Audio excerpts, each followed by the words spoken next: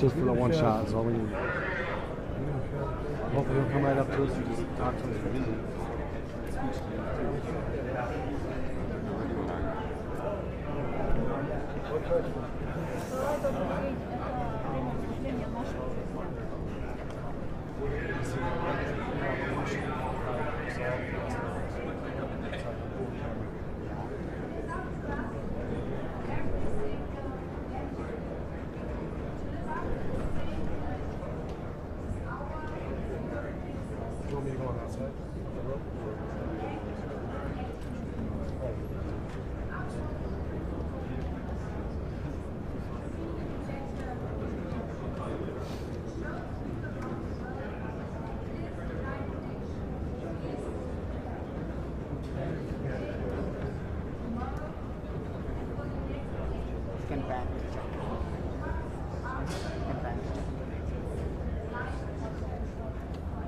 You'll get on the escalator on the left.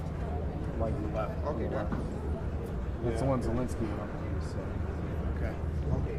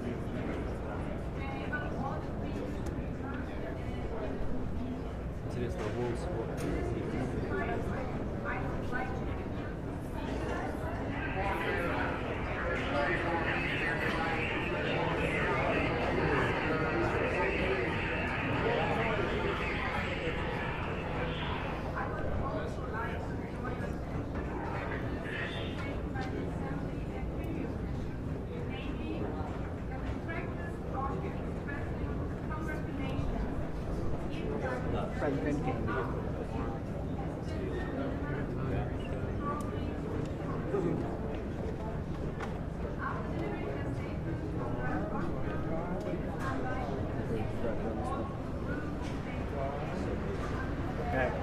talk about.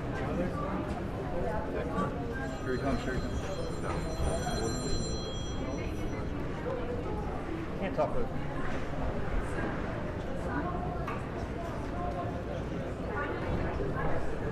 You okay?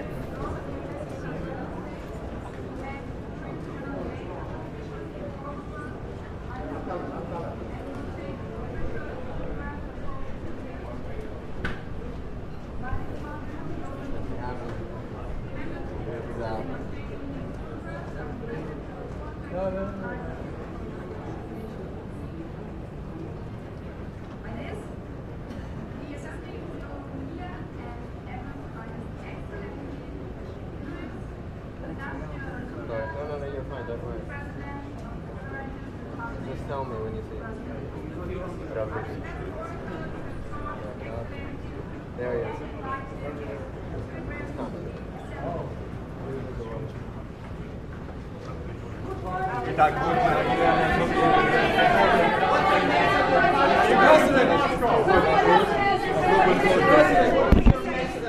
Mr. President, any deals with Zelensky and Putin?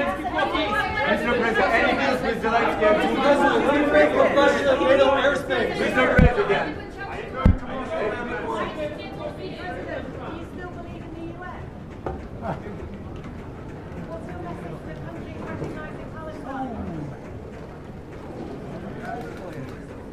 President Trump, why did you cancel the meeting with Chuck Schumer?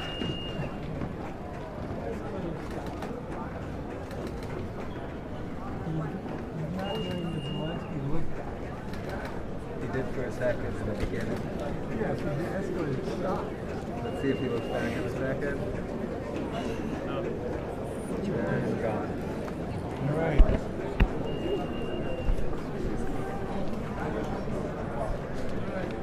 O Trump acabou de chegar, a escada rolante parou com ele, deu mal B.O. That wasn't going up.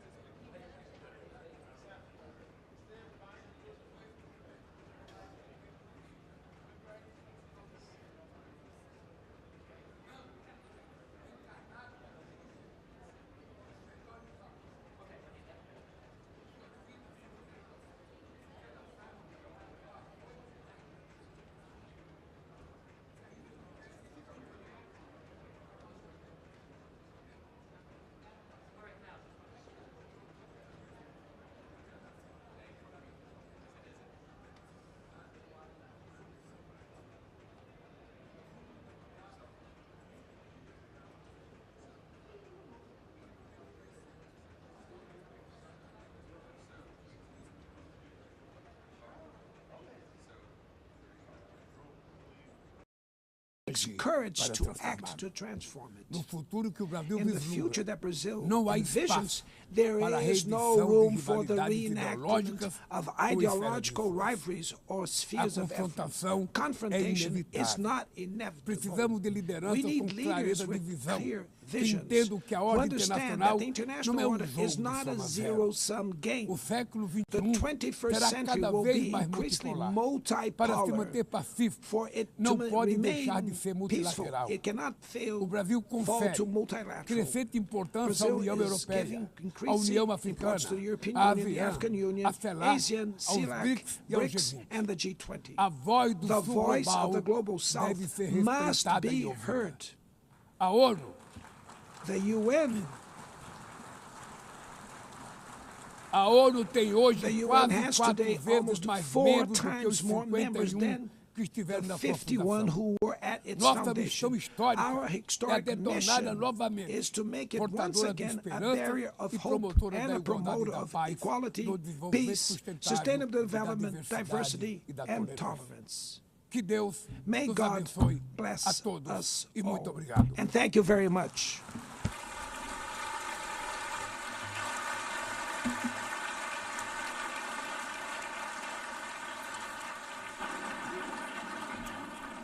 On behalf of the Assembly, I wish to thank the President of the Federative Republic of Brazil,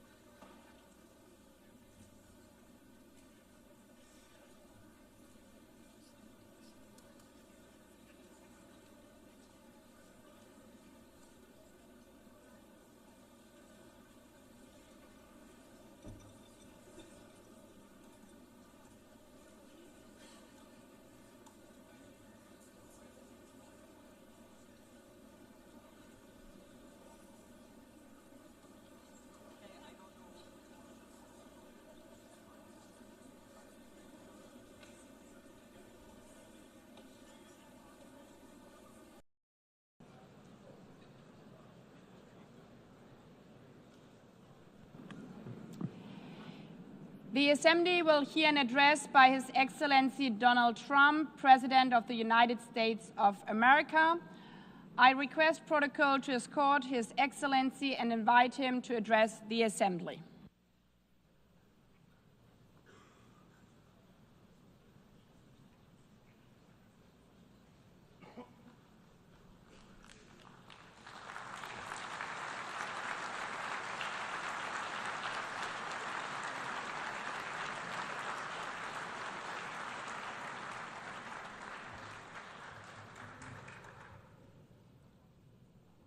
Thank you very much.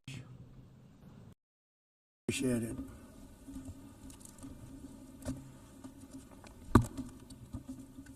And I don't mind making this speech without a teleprompter, because the teleprompter is not working. I feel very happy to be up here with you nevertheless, and that way you speak more from the heart. I can only say that whoever's operating this teleprompter is in big trouble.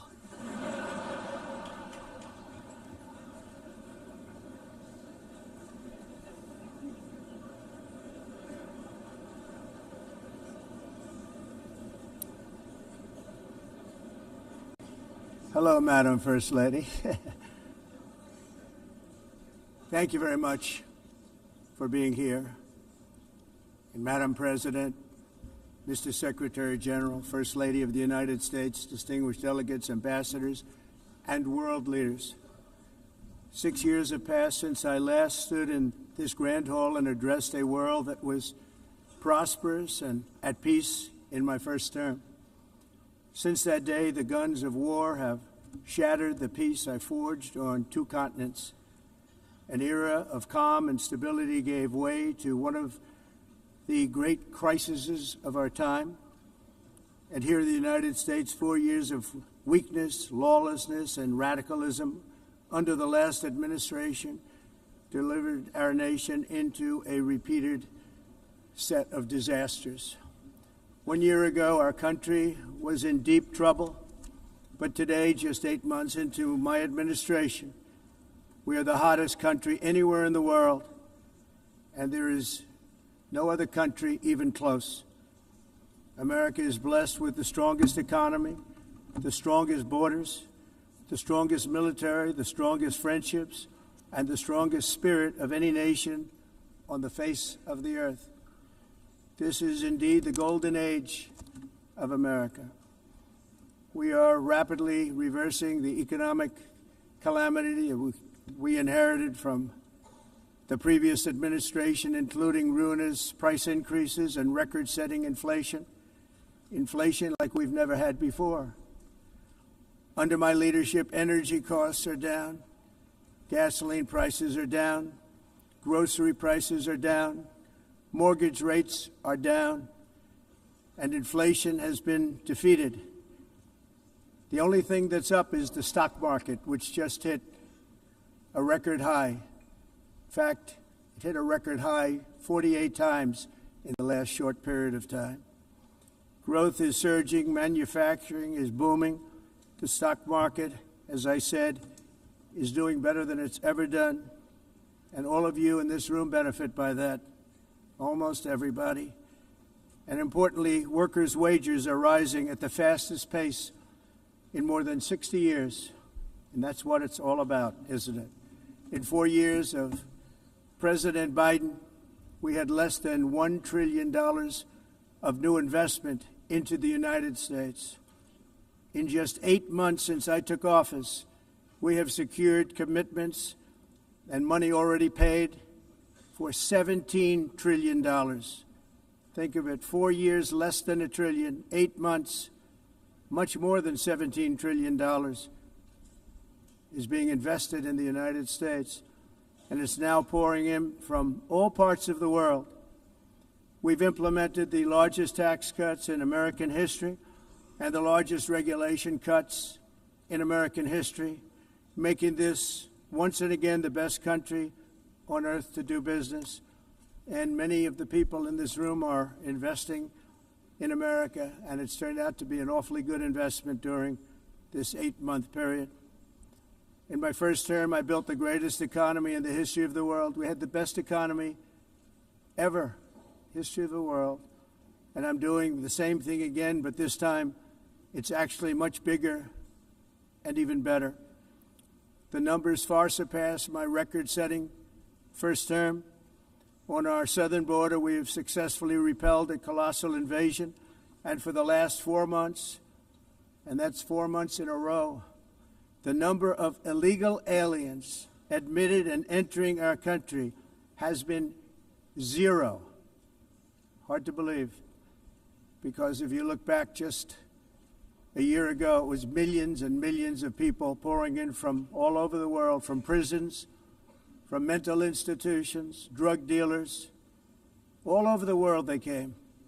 They just poured into our country with the ridiculous open border policy of the Biden administration. Our message is very simple. If you come illegally into the United States, you're going to jail, or you're going back to where you came from, or perhaps even further than that. You know what that means. I want to thank the country of El Salvador for the successful and professional job they've done in receiving and jailing so many criminals that entered our country. And it was under the previous administration that the number became record-setting, and they're all being taken out. We have no choice. And other countries have no choice, because other countries are in the exact same situation with immigration. It's destroying your country, and you have to do something about it. On the world stage, America is respected again like it has never been respected before. You think about 2 years ago, 3 years ago, 4 years ago, or 1 year ago, we were a laughingstock all over the world. At the NATO summit in June, virtually all NATO members formally committed to increase defense spending at my request from 2% to 5% of GDP, making our alliance far stronger and more powerful than it was ever before. In May, I traveled to the Middle East to visit my friends and rebuild our partnerships in the Gulf and those valued relationships with Saudi Arabia, Qatar, and the UAE and other countries are now, I believe, closer than ever before. My administration has negotiated one historic trade deal after another, including with the United Kingdom, the European Union, Japan, South Korea, Vietnam, Indonesia, the Philippines, Malaysia, and many, many others.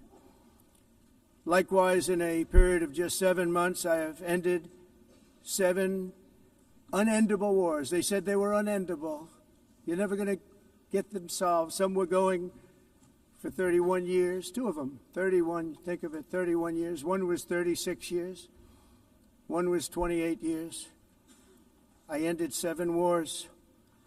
And in all cases, they were raging with countless thousands of people being killed.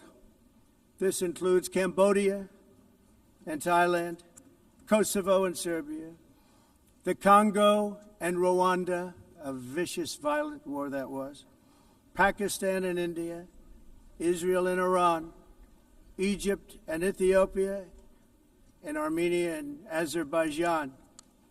It included all of them. No president or prime minister, and for that matter, no other country has ever done anything close to that. And I did it in just 7 months. It's never happened before. There's never been anything like that. I'm very honored to have done it. It's too bad that I had to do these things instead of the United Nations doing them. And sadly, in all cases, the United Nations did not even try to help in any of them. I ended 7 wars, dealt with the leaders of each and every one of these countries, and never even received a phone call from the United Nations offering to help in finalizing the deal. All I got from the United Nations was an escalator that on the way up stopped right in the middle. If the First Lady wasn't in great shape, she would have fallen, but she's in great shape. We're both in good shape. We both stood. And then a teleprompter that didn't work. These are the 2 things I got from the United Nations, a bad escalator and a bad teleprompter. Thank you very much.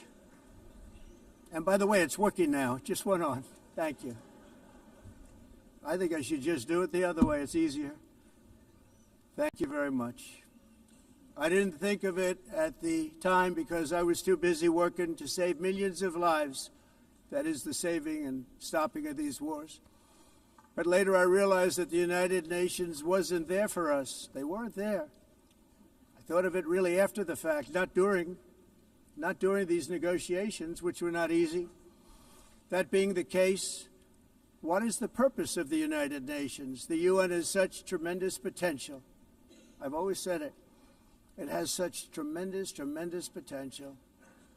But it's not even coming close to living up to that potential. For the most part, at least for now, all they seem to do is write a really strongly worded letter and then never follow that letter up. It's empty words, and empty words don't solve war. The only thing that solves war and wars is action. Now, after ending all of these wars and also earlier negotiating the Abraham Accords, which is a very big thing for which our country received no credit, never receives credit. Everyone says that I should get the Nobel Peace Prize for each one of these achievements. But for me, the real prize will be the sons and daughters who live to grow up with their mothers and fathers, because millions of people are no longer being killed in endless and unglorious wars. What I care about is not winning prizes, it's saving lives. We saved millions and millions of lives with the 7 wars. And we have others that we're working on, and you know that.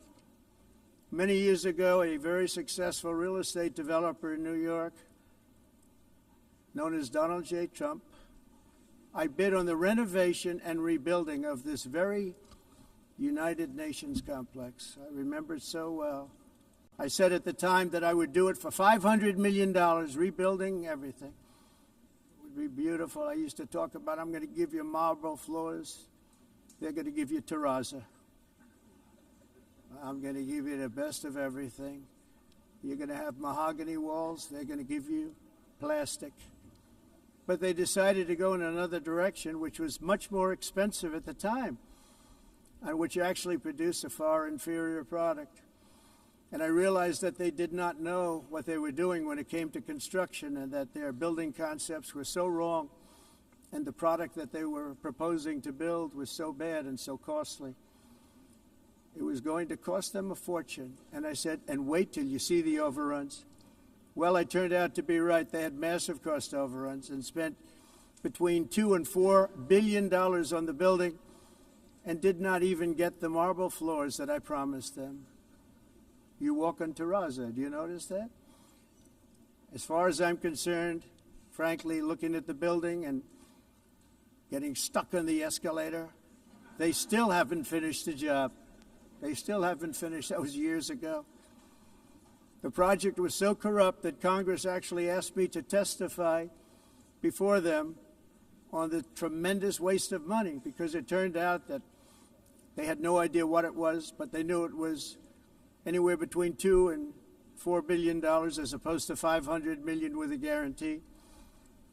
But they had no idea, and I said it cost much more than $5 billion. Unfortunately, many things in the United Nations are happening just like that, but on an even much bigger scale, much, much bigger.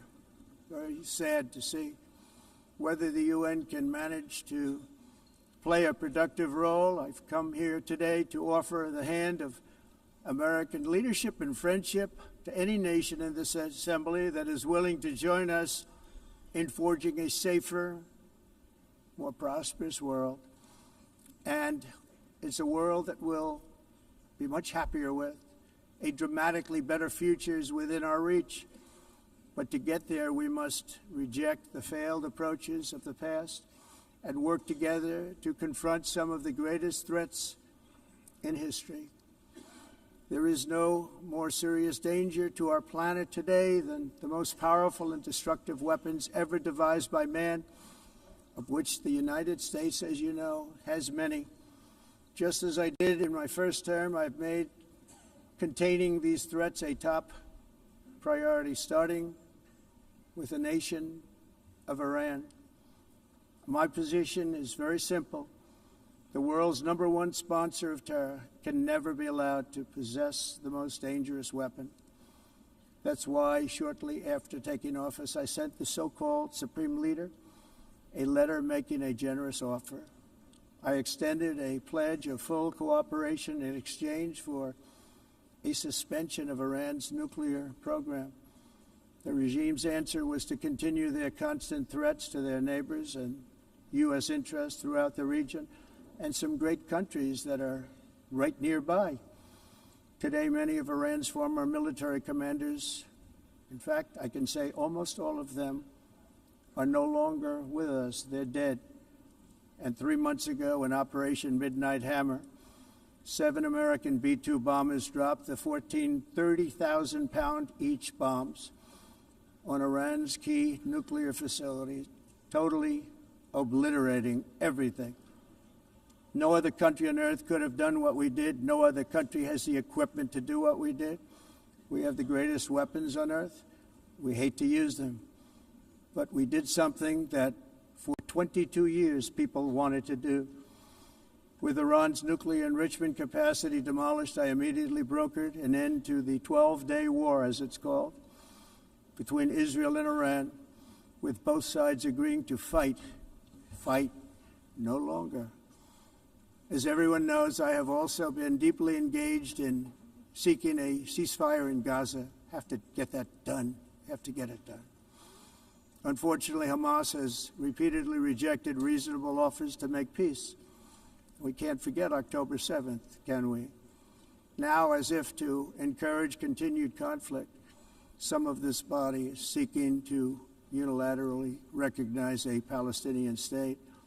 the rewards would be too great for Hamas terrorists for their atrocities. This would be a reward for these horrible atrocities, including October 7th, even while they refuse to release the hostages or accept a ceasefire. Instead of giving to Hamas and giving so much, because they've taken so much, they have taken so much. This could have been solved so long ago. But instead of giving in to Hamas's ransom demands, those who want peace should be united with one message: release the hostages now. Just release the hostages now. Thank you.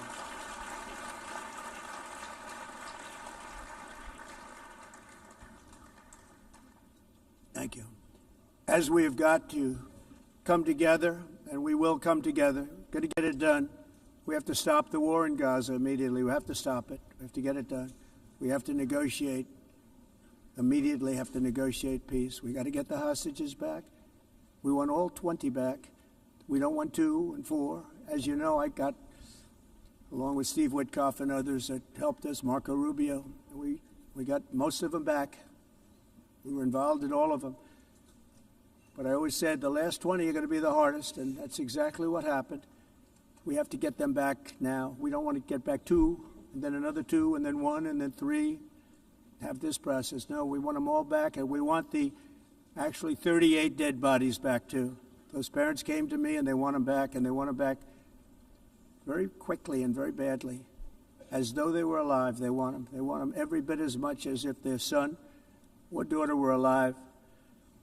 I've also been working relentlessly, stopping the killing in Ukraine. I thought that would be, of the 7 wars that I stopped, I thought that would be the easiest because of my relationship with President Putin, which had always been a good one. I thought that was going to be the easiest one. But, you know, in war, you never know what's going to happen. There are always lots of surprises, both good and bad. Everyone thought Russia would win this war in 3 days. But it didn't work out that way. It was supposed to be just a quick little skirmish. It's not making Russia look good. It's making them look bad.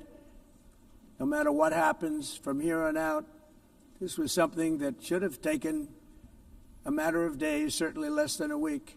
And they've been fighting for 3.5 years and killing anywhere from 5,000 to 7,000 young soldiers, mostly soldiers, on both sides, every single week, from 5,000 to 7,000 dead young people, and some in cities, much smaller numbers, where rockets are shot, where drones are dropped.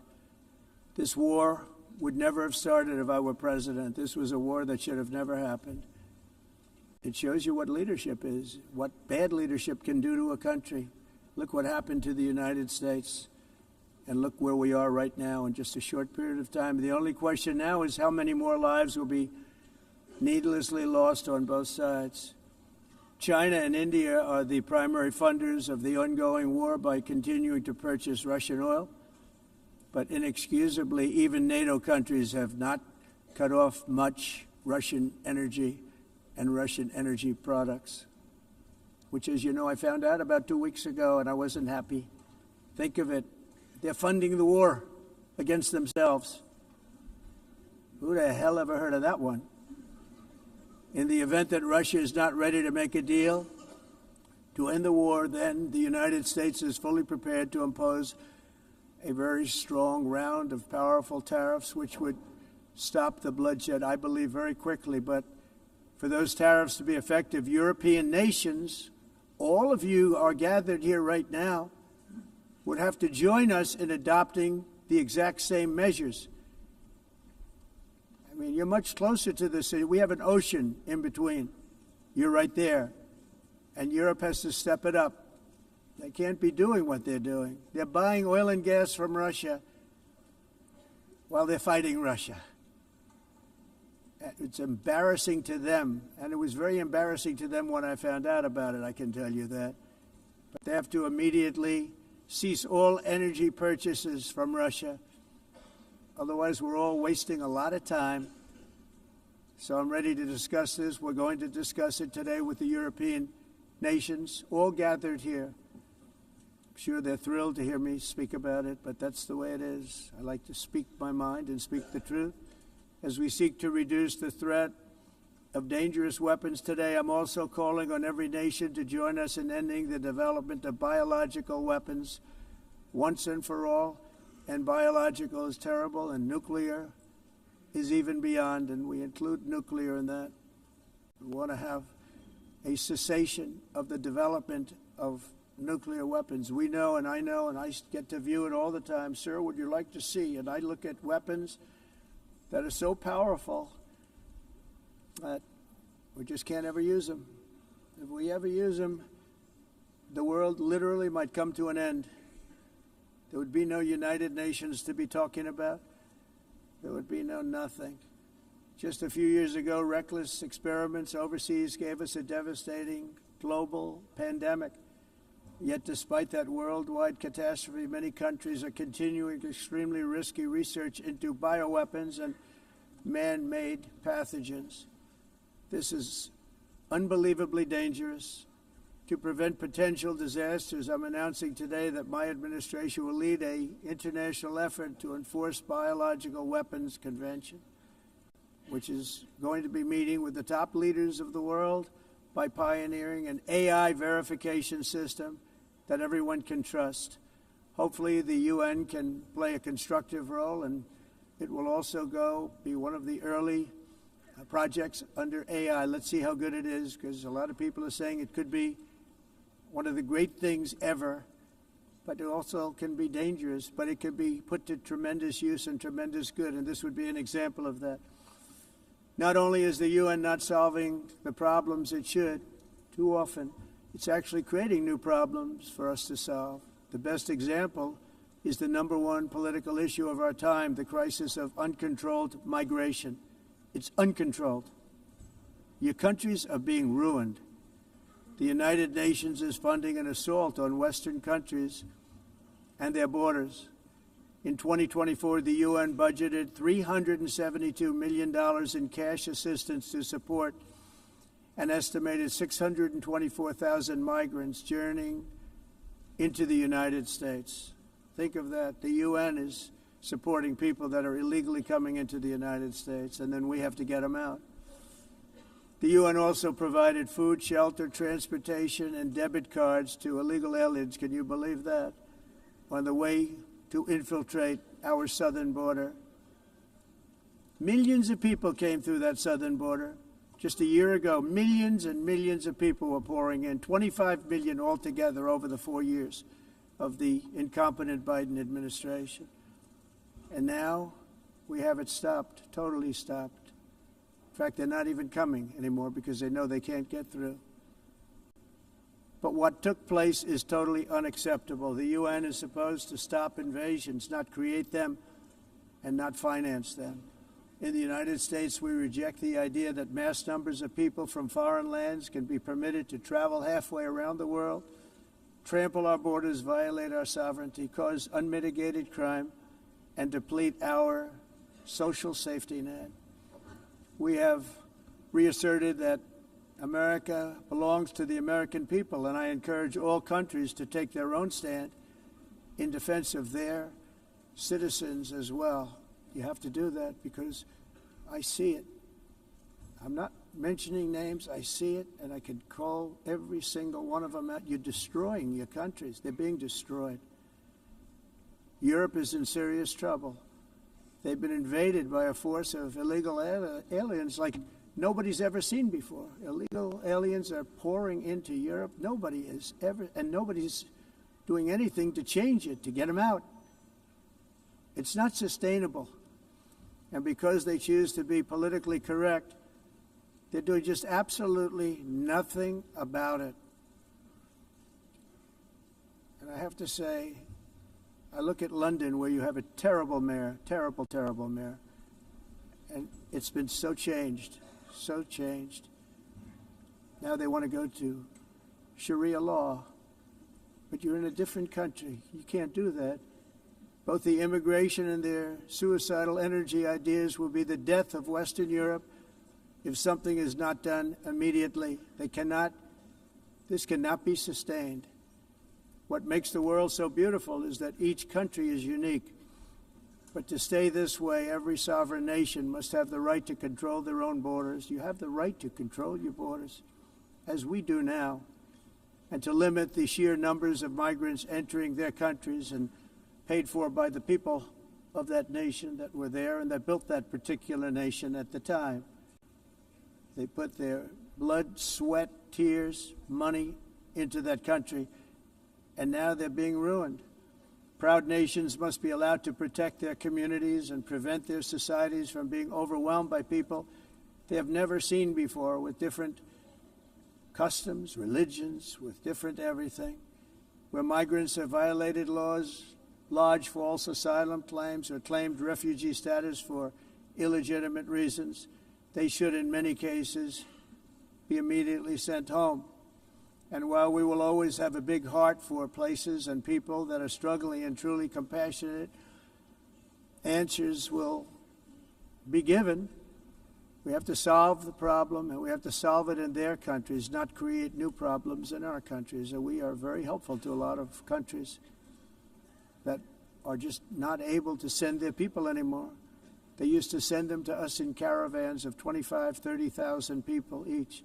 These massive caravans of people pouring into our country, totally unchecked and unvetted. But not anymore. According to the Council of Europe in 2024, almost 50% of inmates in German prisons were foreign nationals or migrants. In Austria, the number was 53% of the people in prisons were from places that weren't from where they are now. In Greece, the number was 54%, and in Switzerland, beautiful Switzerland, 72% of the people in prisons are from outside of Switzerland. When your prisons are filled with so-called asylum seekers who repaid kindness, and that's what they did, they repaid kindness with crime, it's time to end the failed experiment of open borders. You have to end it now. Let's see, I can tell you, I'm really good at this stuff. Your countries are going to hell. In America, we've taken bold action to swiftly shut down uncontrolled migration. Once we started detaining and deporting everyone who crossed the border and removing illegal aliens from the United States, they simply stopped coming. They're not coming anymore. We're getting a lot of credit, but they're not coming anymore. This was a humanitarian act for all involved, because on the trips up, thousands of people a week were dying. Women were being raped. Nobody's ever seen anything like it. Raped, horribly beaten, raped. On the trip up, the journey up, it was a long walk. It was a long, arduous journey, indeed. And it was also a historic victory against human trafficking throughout the region. What we did was a victory, and we saved so many lives of people that wouldn't make the journey. That journey was loaded up with death. Loaded up with death. Dead bodies all along the roads of jungles to get up. They go through jungles, they go through areas so hot you couldn't breathe. They were dying of suffocation, areas so hot that you couldn't breathe. Dead bodies all over. By them not coming, we're saving tremendous numbers of lives. My people have done a fantastic job in doing what they did, and the American public agrees with it. I mean, I was very proud to see this morning I have the highest poll numbers I've ever had. Part of it is because of what we've done on the border. I guess the other part is what we've done on the economy. Joe Biden's policies empowered murderous gangs, human smugglers, child traffickers, drug cartels, and prisoners from all over the world. The previous administration also lost nearly 300,000 children. Think of that. They lost more than 300,000 children, little children, who were trafficked into the United States on the Biden watch, many of whom have been raped, exploited, and abused, and sold. Sold. Nobody talks about that. The fake news doesn't write about it. With many others, young children who are missing or dead. And we found a lot of these children, and we're sending them back And we've been sending them back to their parents. They said, nobody knows who they are. They said, where do you come from? And they'll give us a country, and we'll find out, and we'll figure it out, and we'll bring them back to their homes. And the mother and father rush to the door, and their tears in their eyes. They can't believe that they're seeing their son or daughter, their little son or daughter again. We've done almost 30,000 of them so far. Any system that results in the mass trafficking of children is inherently evil. Yet that is exactly what the globalist migration agenda has done, and it's what it's all about. In America, those days, as you know, are over. The Trump administration is working, and we are continuing to work to track down the villains that are causing this problem, and also, as I said, to get back the 30,000 we've already returned. Now I think we're going to have another. We're going to find a lot. You're not going to find all of them. 300, more than 300,000. They're lost or they're dead. They're lost or they're dead because of the animals that did this. To protect our citizens, I've also designated multiple savage drug cartels as far as and you see this, and you see it happening right before your eyes. Let's put it this way. People don't like taking big loads of drugs in boats anymore. There aren't too many boats that are traveling on the seas by Venezuela. They tend not to want to travel very quickly anymore.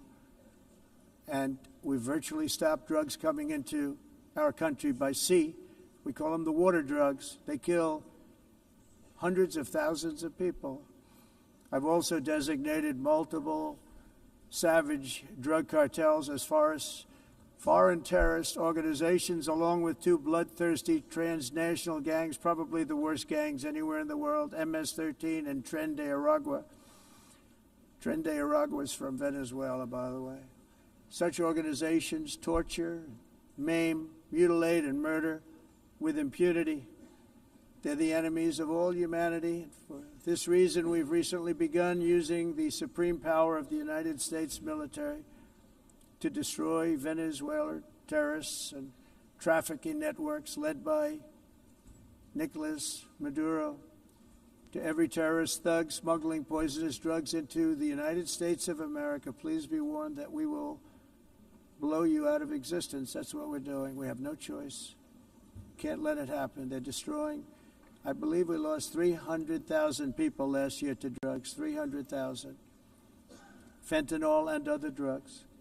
Each boat that we sink carries drugs that would kill more than 25,000 Americans. We will not let that happen. Energy is another area where the United States is now thriving like never before. We're getting rid of the falsely named renewables. By the way, they're a joke. They don't work. They're too expensive. They're not strong enough to fire up the plants that you need to make your country great. The wind doesn't blow. Those big windmills are so pathetic and so bad, so expensive to operate. And they have to be rebuilt all the time, and they start to rust and rot. Most expensive energy ever conceived, and it's actually energy. You're supposed to make money with energy, not lose money. You lose money, the governments have to subsidize. You can't put them out without massive subsidies. And most of them are built in China, and I give China a lot of credit. They build them, but they have very few wind farms. So why is it that they build them and they send them all over the world, but they barely use them? You know what they use? Coal. They use gas. They use almost anything, but they don't like wind. But they sure as hell like selling the windmills. Europe, on the other hand, is a long way to go, with many countries being on the brink of destruction because of the green energy agenda. And I give a lot of credit to Germany. Germany was being led down a very sick path, both on immigration, by the way, and on energy. They were going green, and they were going bankrupt. And the new leadership came in, and they went back to where they were, with fossil fuel and with nuclear, which is good. It's now safe. You can do it properly. But they went back to where they were, and they opened up a lot of different plants, energy-producing plants, and they're doing well. I give Germany a lot of credit for that. They've said this is a disaster, what's happening. They were going all green. All green is all bankrupt. That's what it represents. And it's not politically correct. I'll be very badly criticized for saying it, but I'm here to tell the truth. I don't care. It doesn't matter to me. I'm in New York City. I'm feeling a lot safer. Crime, we're getting crime down. And by the way, speaking of crime, Washington, D.C. Washington, D.C. was the crime capital of America. Now it's a totally, after 12 days, it's a totally safe city. Everyone's going out to dinner. They're going out to restaurants. Your wife can walk down the middle of the street with or without you. Nothing's going to happen. My people have done a fantastic job. And yes, I called in the National Guard, and the National Guard took care of business, and they weren't politically correct, but they took care of business. We got 1,700 career criminals out, brought them back to where they came from, the countries where they came from, or put them in jails.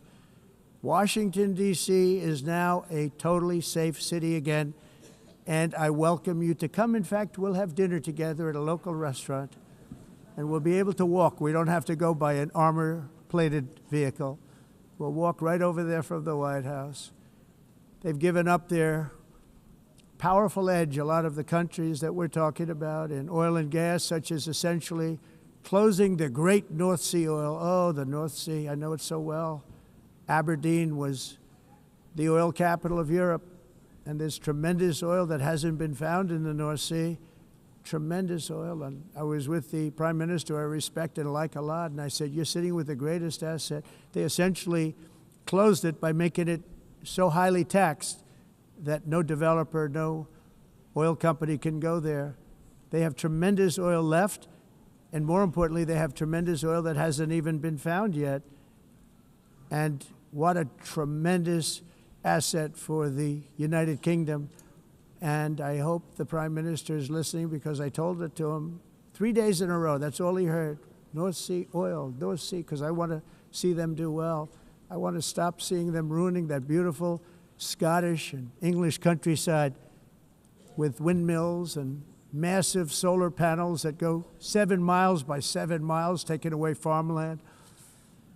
But we're not letting this happen in America. In 1982, the executive director of the United Nations Environmental Program predicted that by the year 2000, climate change would cause a global catastrophe. He said that it will be irreversible, as any nuclear holocaust would be.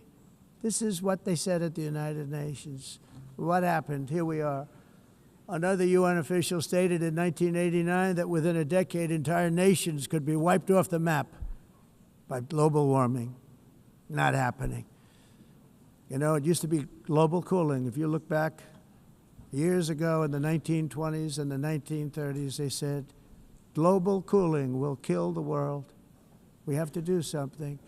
Then they said global warming will kill the world, but then it started getting cooler, so now they could just call it climate change, because that way they can't miss. It's climate change, because if it goes higher or lower, whatever the hell happens, there's climate change. It's the greatest con job ever perpetrated on the world, in my opinion. Climate change, no matter what happens, you're involved in that. No more global warming, no more global cooling. All of these predictions made by the United Nations and many others, often for bad reasons, were wrong. They were made by stupid people that have cost their countries fortunes and given those same countries no chance for success.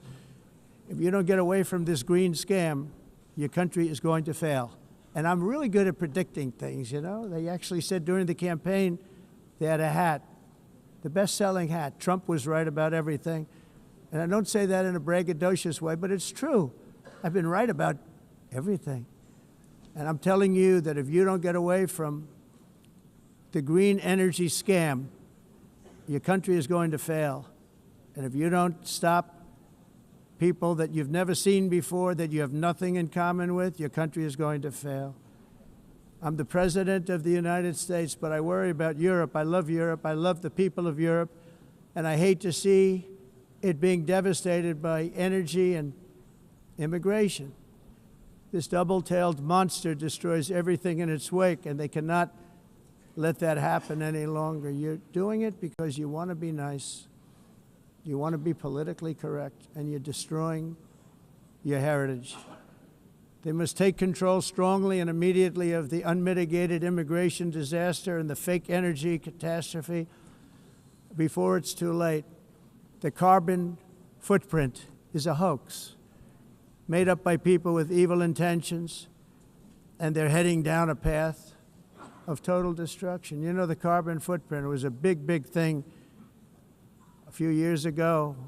I remember hearing about the carbon footprint, and then President Obama would get into Air Force One, a massive Boeing 747, and not a new one, an old one with old engines that spew everything into the atmosphere.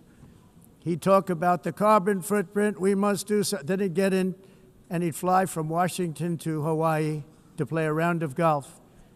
And then he'd get back onto that big, beautiful plane and he'd fly back and he'd talk about, again, global warming and the carbon footprint. It's a con job. At extreme cost and expense, Europe reduced its own carbon footprint by 37%. Think of that. Congratulations, Europe. Great job. You cost yourself a lot of jobs, a lot of factories closed, but you reduced the carbon footprint by 37%. However, for all of that sacrifice and much more, it's been totally wiped out and then some by a global increase of 54%. Much of it coming from China and other countries that are thriving around China, which now produces more CO2 than all the other developed nations in the world. So all of these countries are working so hard on the carbon footprint, which is nonsense, by the way. It's nonsense. You know, it's interesting. In the United States, we have still radicalized environmentalists, and they want the factories to stop. Everything should stop. No more cows. We don't want cows anymore. I guess they want to kill all the cows. They want to do things that are just unbelievable, and you have it too. But you know, we have a border, strong, and we have a shape, and that shape doesn't just go straight up. That shape is amorphous when it comes to the atmosphere. And if we had the most clean air, and I think we do, we have very clean air. We have the cleanest air we've had in many, many years. But the problem is that other countries, like China, which has air that's a little bit rough, it blows. And no matter what you're doing down here, the air up here tends to get very dirty because it comes in from other countries where their air isn't so clean. And the environmentalists refuse to acknowledge that. Same thing with garbage. In Asia, they dump much of their garbage right into the ocean. And over about a 1 week and 2 week journey, it flows right past Los Angeles. You've seen it. Massive amounts of garbage, almost too much to do anything about, flowing past Los Angeles, past San Francisco, and then somebody will get in trouble because he dropped a cigarette on the beach. The whole thing is crazy. The primary effect of these brutal green energy policies has not been to help the environment, but to redistribute manufacturing and industrial activity from developed countries that follow the insane rules that are put down to polluting countries that break the rules and are making a fortune. They're making a fortune. European electricity bills are now 4 to 5 times more expensive than those in China, and 2 to 3 times higher than the United States. And our bills are coming way down. You probably see that our gasoline prices are way down. You know, we have an expression, drill, baby, Nós drill. reduzimos And os that's what we're custos doing. de We're energia gonna be much lower in a porque year from now. nós faremos They've come como way down over the expressão, last year. vamos fazer As a tudo result, isso, reduzir os every custos de air energia conditioner e os is custos like diminuíram nos Estados Unidos. very uncommon to see one in some of these countries Por exemplo, because se você the olhar electric costs are so high. So while nos the U.S. has países approximately faturas de 1,300 heat-related deaths Nós não annually, it's a lot. climatizamos, Europe loses mas more nós than nos Estados Unidos 175,000 people to heat conseguimos deaths each year. Because the cost is so usar expensive, you eles can't e turn on an air evitar conditioner. What is that all about? That's aumento not da Europe. temperatura, That's not the Europe porque é that I muito love caro and também know. usar All nada in the e name ninguém of pretending to stop the global Tudo isso. warming hoax. The entire globalist concept of asking successful industrialized nations to inflict pain on agenda themselves mundialista não and tem nenhum radically sentido. disrupt their entire societies must be rejected completely and totally, and it must be immediate. That's why in America I withdrew from the fake Paris Climate Accord, where, by the way, America was paying so much more than every country. Others weren't paying. China didn't have to pay until 2030. Russia was given an old standard that was easy to meet, a 1990 standard. But for the United States, we're supposed to pay like $1 trillion. And I said, this is another scam. The fact is, the United States has been taken advantage of by the world for many, many years, but not any longer, as you probably noticed. I unleashed massive energy production and signed historic executive orders to hunt for oil, but we don't have to do much hunting because we have the most oil of any nation anywhere, oil and gas in the world. And if you add coal, we have the most of any nation in the world. Clean, I call it clean, beautiful coal. You can do things today with coal that you couldn't have done 10 years ago, 15 years. So I have a little standing order in the White House. Never use the word coal, only use the words clean, beautiful coal. Sounds much better, doesn't it? But we stand ready to provide any country with abundant, affordable energy supplies if you need them, when most of you do.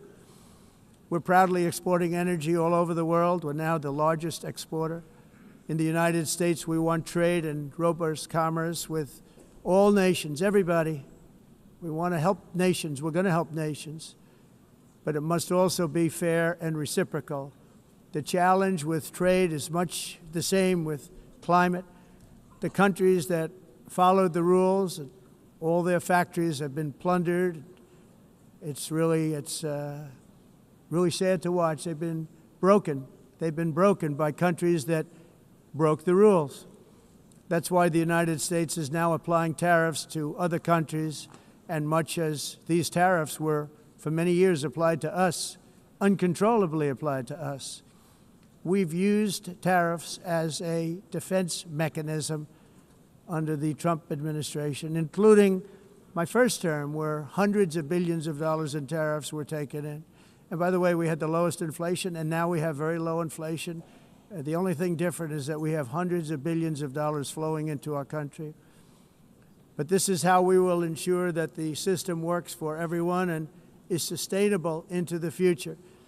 We're also using tariffs to defend our sovereignty and security throughout the world, including against nations that have taken advantage of former U.S. administrations for decades, including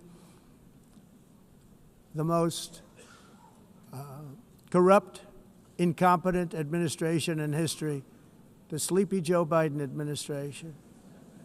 Brazil now faces major tariffs in response to its unprecedented efforts to interfere in the rights and freedoms of our American citizens and others, with censorship, repression, weaponization, judicial corruption, and targeting of political critics in the United States.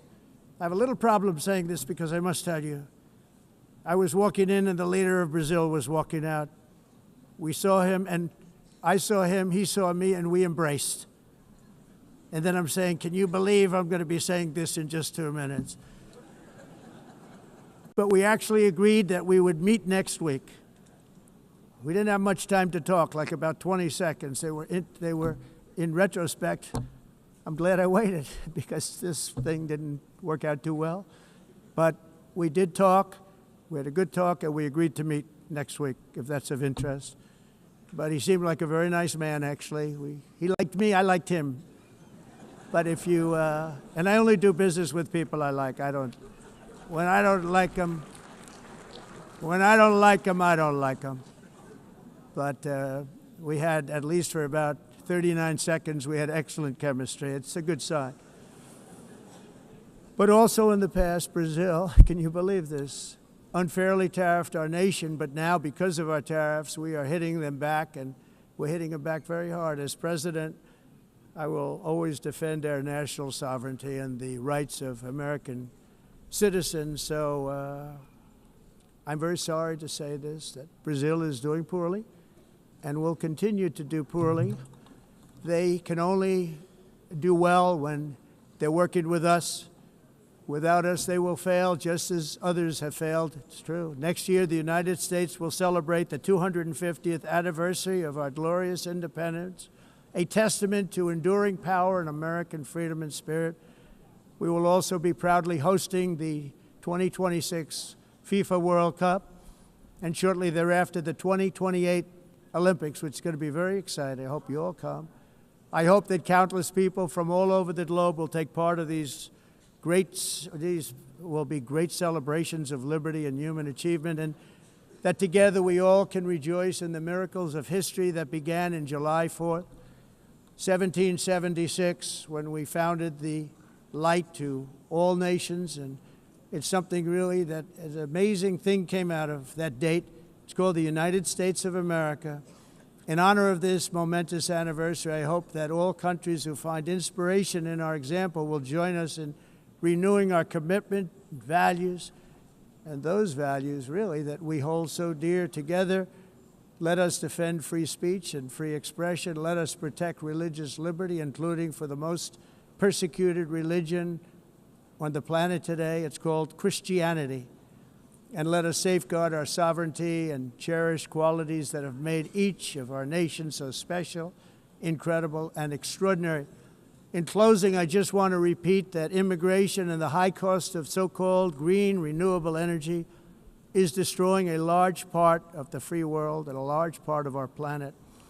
Countries that cherish freedom are fading fast because of their policies on these two subjects. You need strong borders and traditional energy sources if you are going to be great again. Whether you have come from north or south, east or west, near or far, every leader in this beautiful hall today represents a rich culture, a noble history, and a proud heritage that makes each nation majestic and unique, unlike anything else in human history or any other place on the face of the earth. From London to Lima, from Rome to Athens, from Paris to Seoul, from Cairo to Tokyo and Amsterdam to right here in New York City, we stand on the shoulders of the leaders and legends, generals and giants, heroes and titans who won and built our beloved nations, all of our nations, with their own courage, strength, spirit, and skill. Our ancestors climbed mountains, conquered oceans, crossed deserts, and trekked over wide open plains. They charged into thunderous battles, plunged into grave dangers, and they were soldiers and farmers and workers and warriors and explorers and patriots. They built towns into cities, tribes into kingdoms, ideas into industries, and small islands into mighty empires. You're a part of all of that. They were champions for their people who never gave up and who never, ever gave in. Their values defined our national identities. Their visions forged our magnificent destiny. Everybody in this room is a part of it in your own way. Each of us inherits the deeds and the myths, the triumphs, the legacies of our own heroes and founders who so bravely showed us the way. Our ancestors gave everything for homelands that they defended with pride, with sweat, with blood, with life, and with death. Now the righteous task of protecting the nations that they built belongs to each and every one of us. So together let us uphold our sacred duty to our people and to our citizens. Let us protect their borders, ensure their safety, preserve their cultures, treasure, and traditions, and fight, fight, fight for their precious dreams and their cherished freedoms.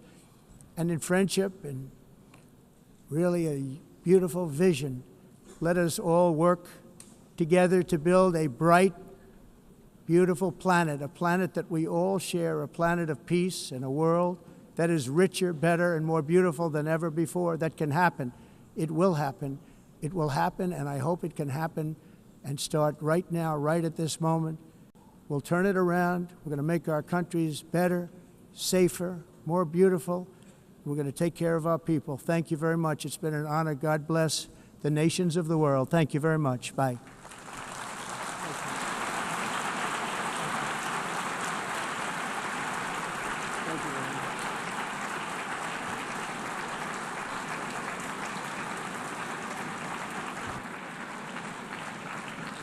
On behalf of the Assembly, I wish to thank the President of the United States,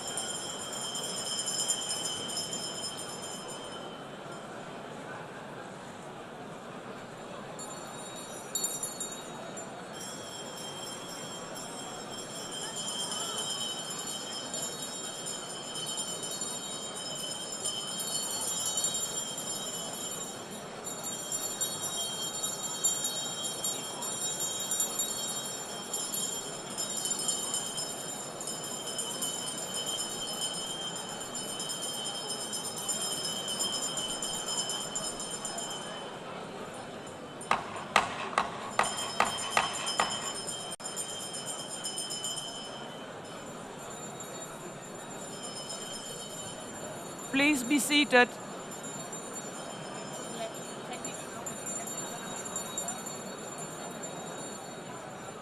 Please be seated.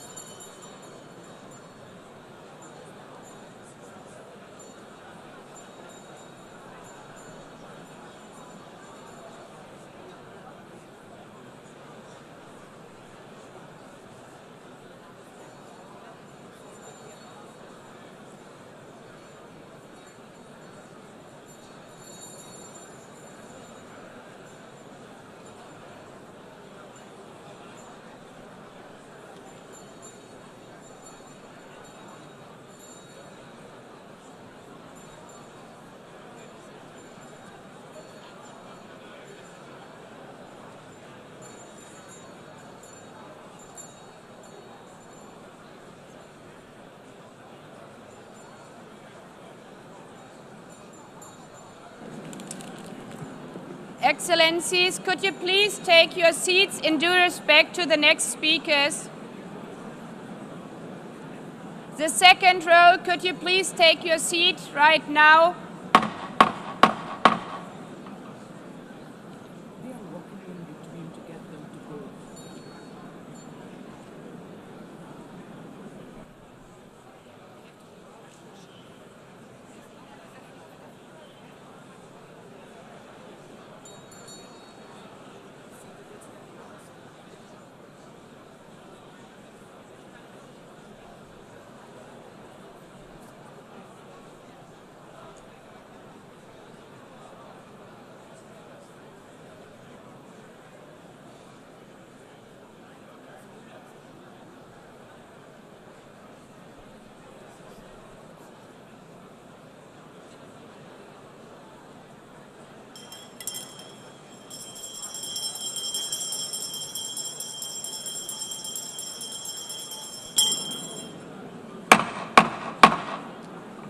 Please take a seat now.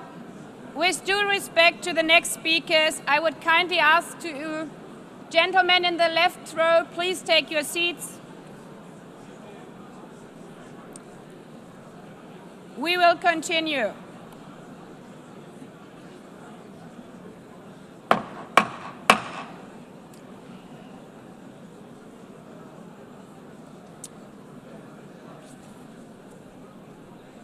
Excellencies, as we are receiving queries, I would like to assure you that don't worry, the UN teleprompters are working perfectly. And by this technical note, I would like to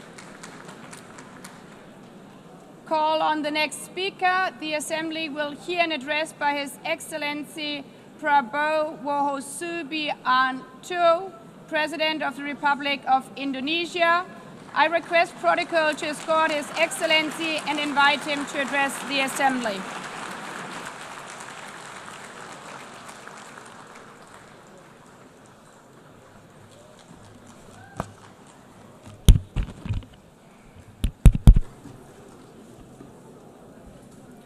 His Excellency, Mr. Antonio Guterres, Secretary General of the United Nations, Her Excellency, Madame Annalena Baerbock, President of the United Nations General Assembly,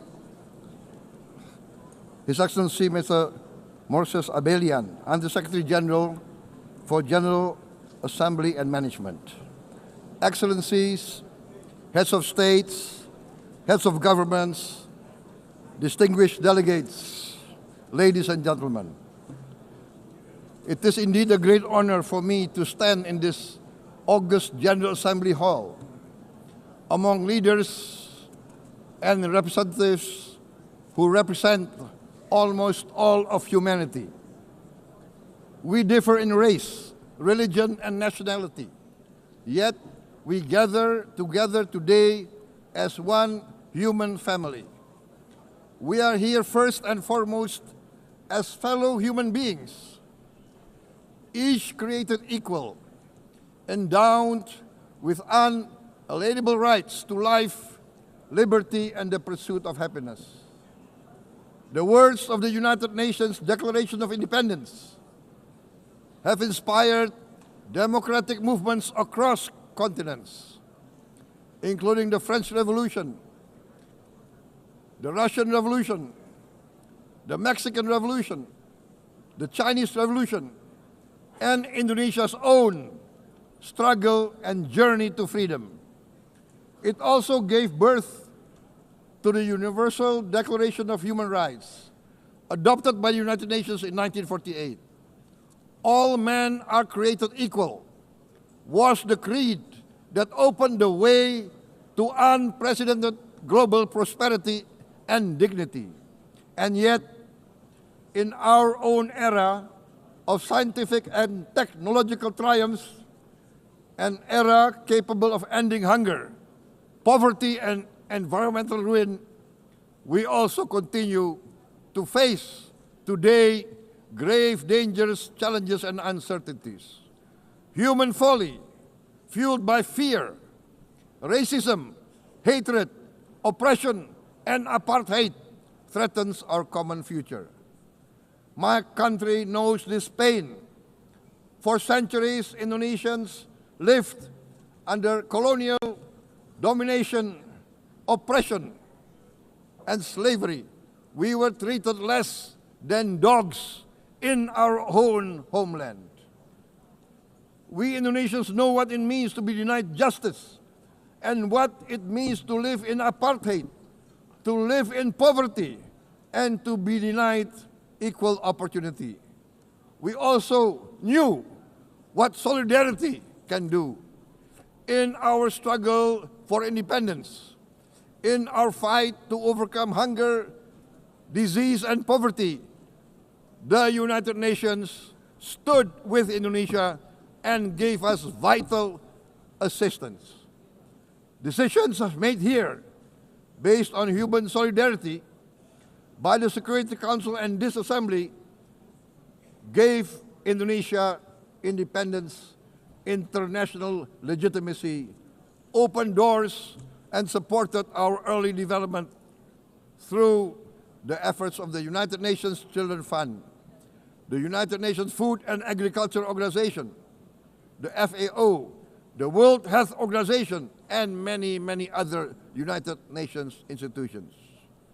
And because of that, Indonesia today stands on the cusp of shared prosperity and greater equality and dignity. Madam President, Excellencies, our world today is driven by conflict, injustice, and deepening uncertainty. Every day we witness suffering, genocide, and blatant disregard for international law and human decency. In the face of these challenges, we must not give up. As the United Nations Secretary General said, we cannot give up. We cannot surrender our hopes or our ideals. We must draw closer, not drift apart. Together we must strive to achieve our hopes, our dreams.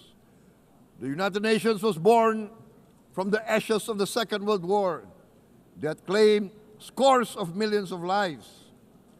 It was created to secure peace, security, justice, and freedom for all.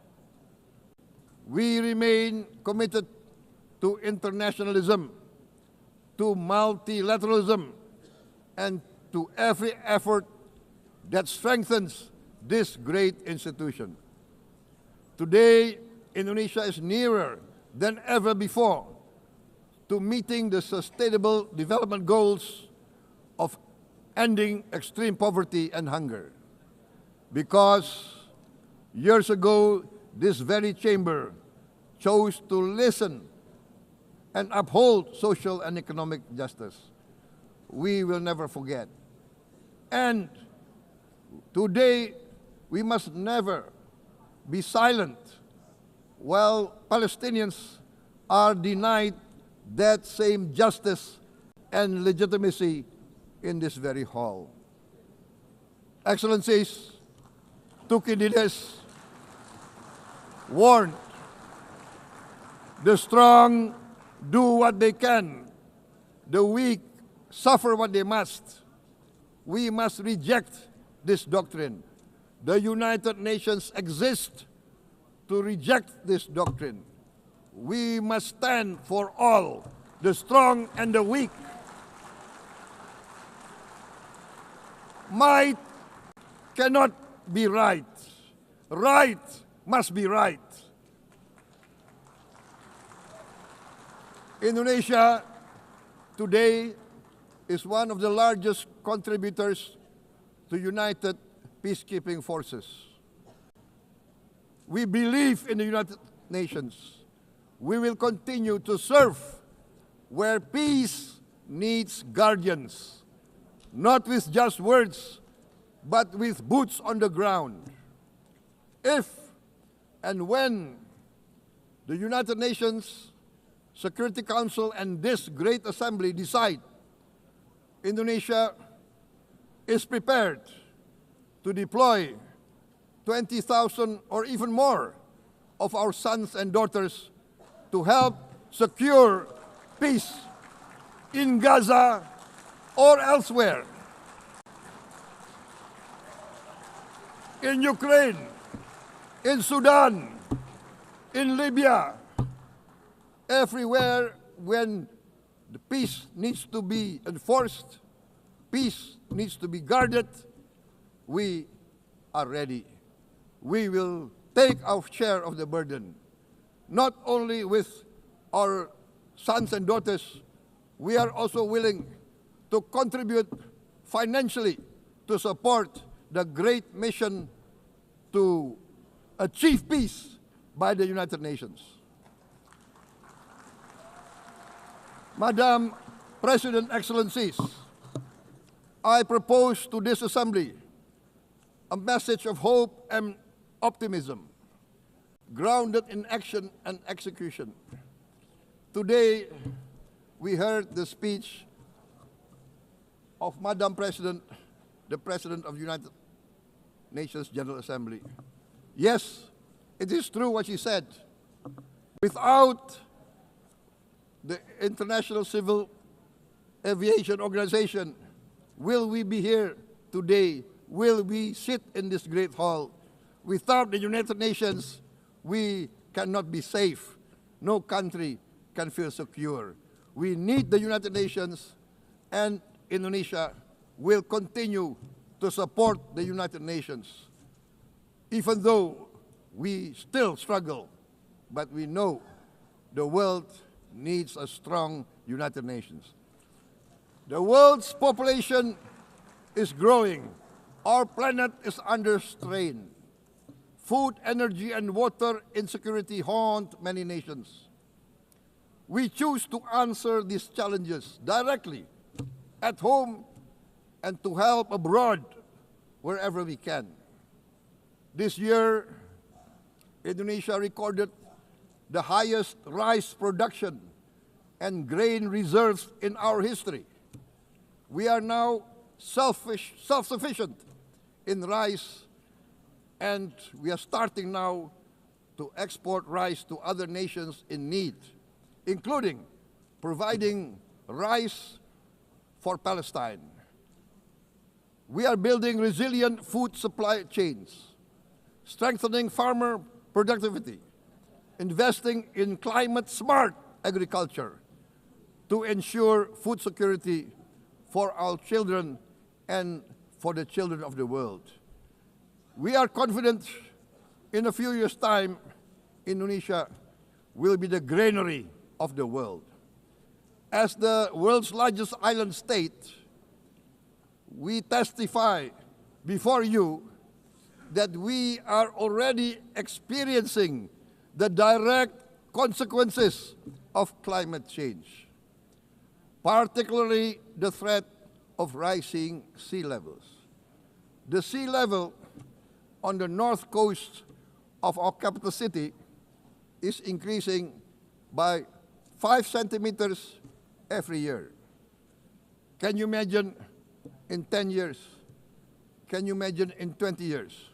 For this, we are forced to build a giant seawall, 480 kilometers in length.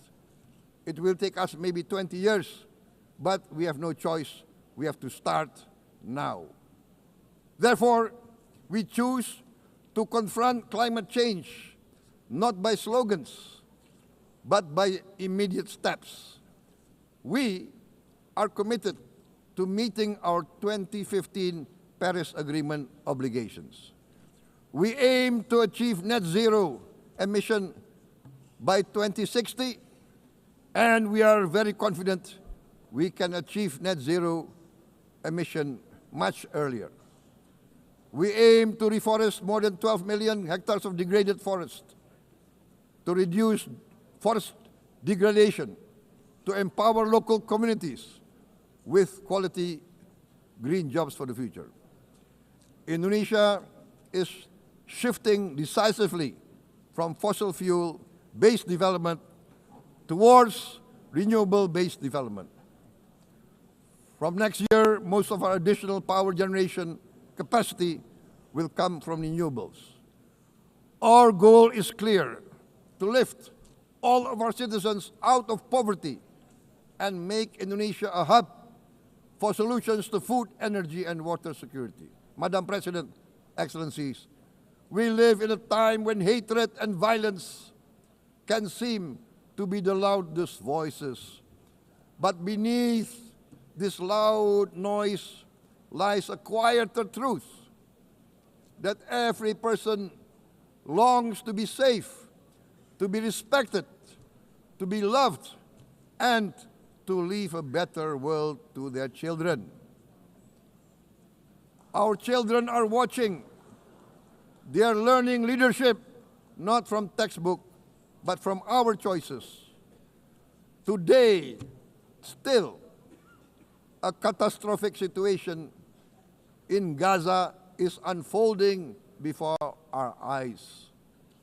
At this very moment, the innocent are crying for help, are crying to be saved. Who will save them? Who will save the innocent? Who will save the old and women? Millions are facing danger at this very moment. As we sit here, they are facing trauma. They are facing irreparable damage to their bodies. They are dying of starvation. Can we remain silent? Will there be no answer to their screams? Will we teach them that the human family can rise to the challenge? Madam President, we must act now. Many speakers have said that. We must stand for a multilateral order where peace, prosperity, and progress are not the privilege of a few, but the right of all. With a strong United Nations, we can build a world where the weak do not suffer what they must, but live the justice that they deserve. Let us continue humanity's great journey of ideals, the selfless aspirations that created the United Nations. Let us use science to uplift, not use science to destroy. Let rising nations help others to lift themselves. I am convinced that the leaders of the great world civilizations of the West, of the East, of the North, of the South, leaders of America, Europe, of India, China, the Islamic world, the whole world, I am convinced they will rise to their role demanded by history. We are all hopeful that the leaders of the world will show great statesmanship, great wisdom, restraint, humility, overcome hate, overcome suspicion.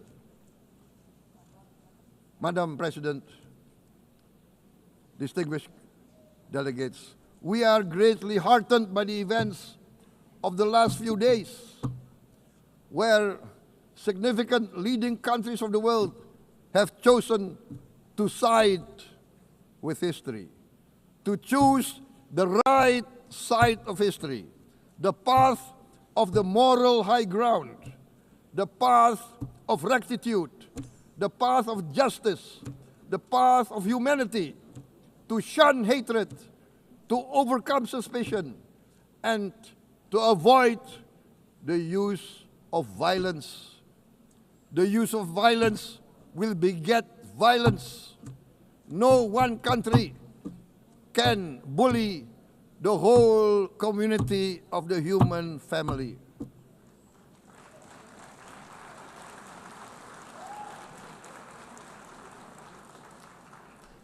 We may be weak individually, but the sense of oppression, the sense of injustice has proven in the history of mankind that this sense of injustice, this sense of oppression will unite into a strong force that will overcome this oppression, that will overcome this injustice.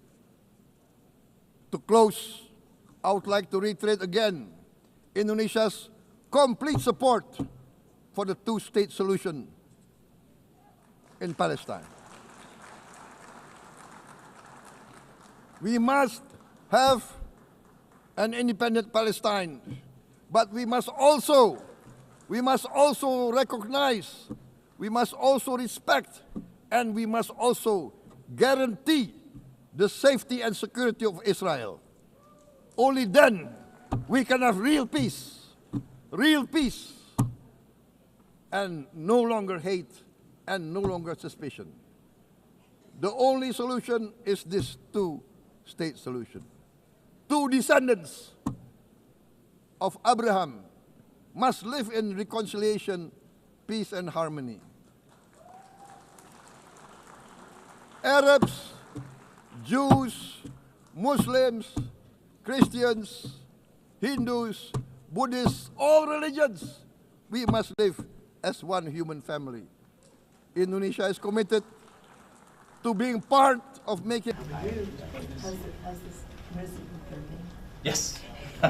Second, third, I don't know. Hi. Nice to meet you. Good to see you. Wonderful. Yeah, good to be with you. How are you? Is this the room we're using for everything? They'll have to reconfigure it for the bigger meeting. I think it's this one. Is this the same room for everything? What about the big meeting? This will be the room for the fire box, and then we have a different room for the multi-box. The multi-box.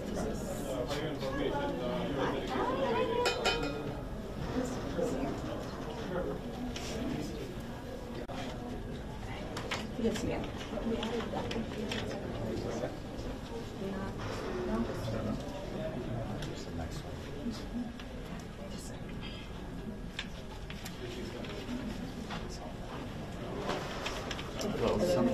Good morning. I'm the head of peacekeeping. They're going to stand.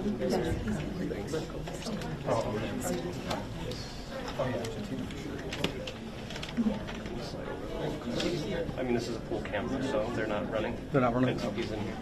They better not be running. Assembly will hear an address by His Excellency Recep Tayyip Erdogan, President of the Republic of Turkey. I request protocol to escort His Excellency and invite him to address the Assembly.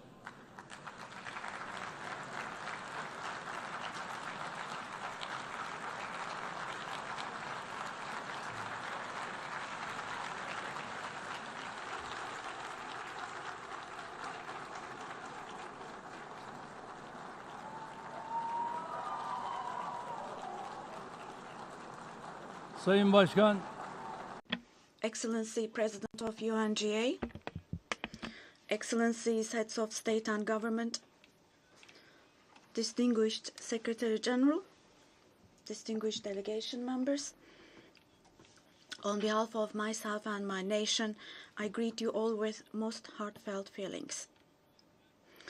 I wish for the 80th United Nations General Assembly to bring blessings to all humanity. I am deeply honored to address you once again from this podium, which represents the collective conscience of humanity. I congratulate Mr. Young, who has completed his term as President of the General Assembly, and I wish success to Ms. Baerbock, who has taken over this position. At the outset of my speech, I would like to first express my regret at the absence today of the President of the State of Palestine, Mahmoud Abbas, at a time when Palestine is being recognized by an increasing number of countries. Today, we stand here on this podium. I stand here on this podium alongside my 86 million citizens, also for our Palestinian brothers and sisters whose voices are being silenced. I'd like to thank all the countries who announced that they recognize the state of Palestine, and I call on all the other countries who have not done so yet to do so, to recognize the state of Palestine as soon as possible. Esteemed President, distinguished members, the United Nations Charter was signed in San Francisco 8 years ago, and it entered into force on October the 24th, 1945. I would like to recall here again the first words of the first article of the UN Charter. Quote, "The purpose of the United Nations is to maintain international peace and security," unquote. As we celebrate the 80th anniversary of the UN in this hall, grave events are unfolding in many parts of the world that cast a shadow over the very first words of the UN Charter's opening article.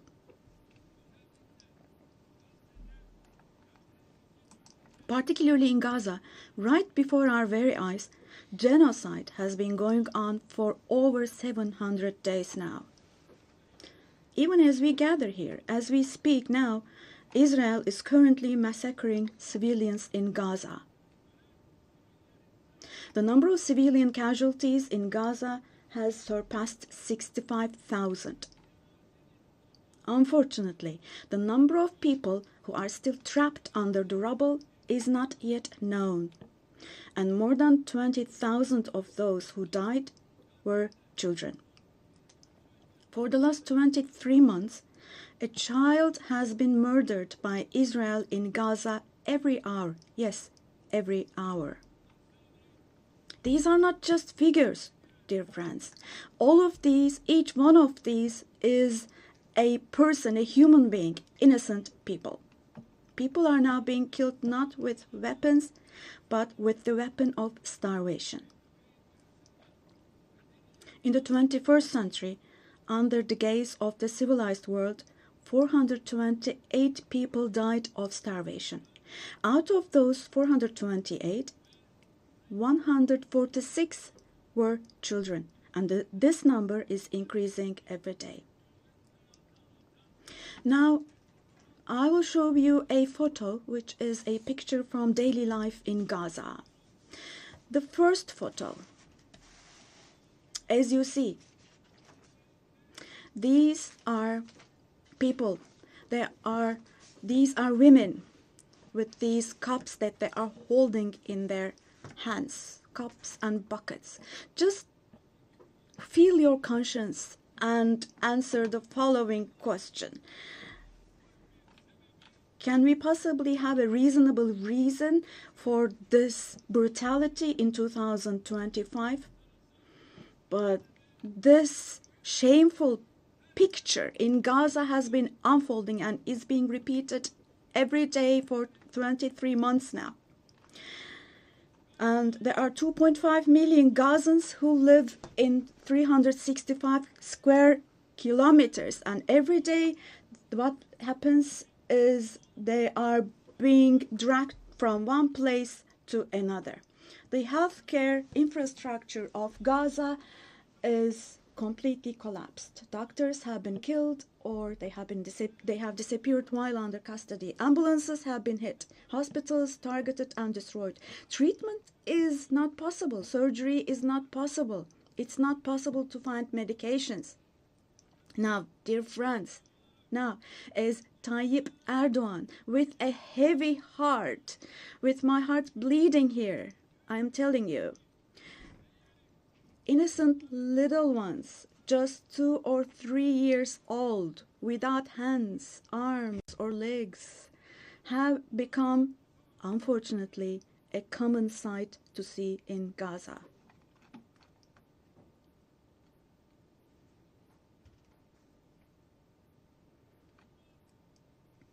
This one, What kind of a human conscience can possibly bear this? Possibly. How can one stay silent vis-à-vis this?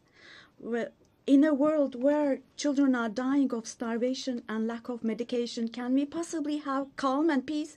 We all are parents. We have children or grandchildren who we dearly cherish. Here, say in America or in Europe, anywhere in the world, when a small rose thorn hurts a child's hand, the hearts of parents break. But in Gaza, children's hands, arms, and legs are being amputated without anesthesia. Now, I'm extremely sorry to say, but this represents the lowest point of humanity. Human history has not witnessed such bloodshed within the last century. All of this is happening before our very eyes. The genocide in Gaza is being broadcast live every moment through the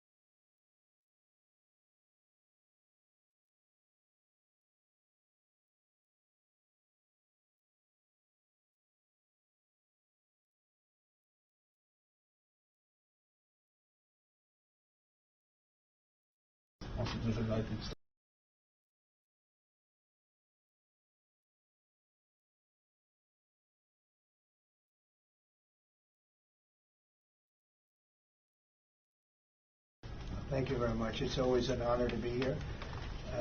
We've done this before, and this was a little more exciting because of the escalator and the teleprompter, but these things happen. But I will do this with great... our country is behind the United Nations.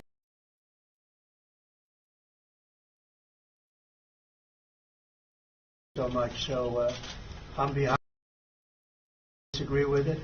Sometimes I'm so behind it because I think the potential for peace for this institution is so great. So I just want to thank you for treating us so warmly. We very much appreciate being.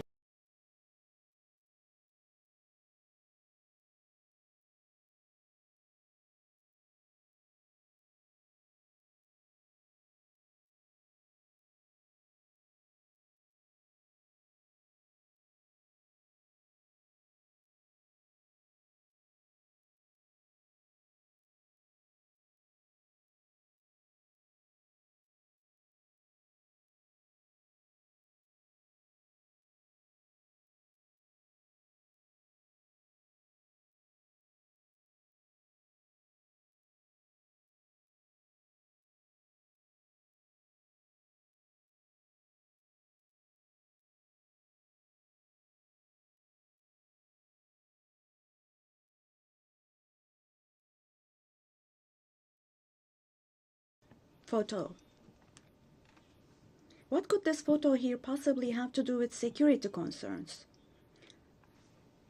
This is being against life, don't you think? Let me state this openly from this podium. There is no war in Gaza. We cannot possibly talk about the presence of two sides in Gaza. Because in Gaza, on one side, there is a regular army with the most modern, most lethal weapons, and on the other hand, there are innocent civilians, innocent children. This is not fight against terrorism. This is an occupation, deportation, exile, genocide, and life destruction, mass destruction policy carried out by invoking the events of October the 7th. Today, while Gaza is being destroyed under the pretext of Hamas, Concurrently, simultaneously, the West Bank, where Hamas is not in power, is also being occupied step by step, and innocent civilians are being massacred through executions. Moreover, Israel is not limiting itself to Gaza and the West Bank only. By launching attacks on Syria, on Iran, Yemen, and Lebanon, Israel is also threatening